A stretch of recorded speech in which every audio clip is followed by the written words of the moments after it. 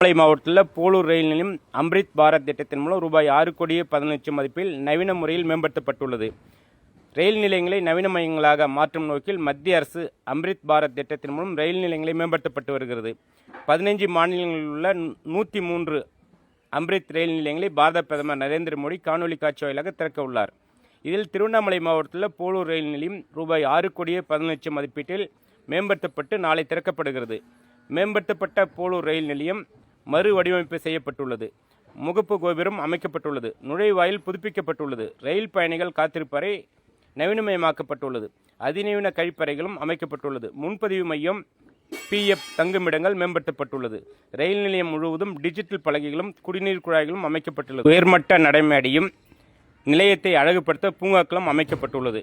போலூர் வட்டத்தில் உள்ள தென்கைலாய மலை என்று அழைக்கப்படும் பர்வதமலைக்கு ஆன்மீக பக்தர்களும், போலூர் வட்டத்திலும் ஜவ்வாது மலையில் வாழும் பழங்குடியின மக்களும் திருப்பதி கோயிலுக்கு செல்ல போலூர் ரயில் நிலையத்தையே பயன்படுத்தி வருகிறார்கள்.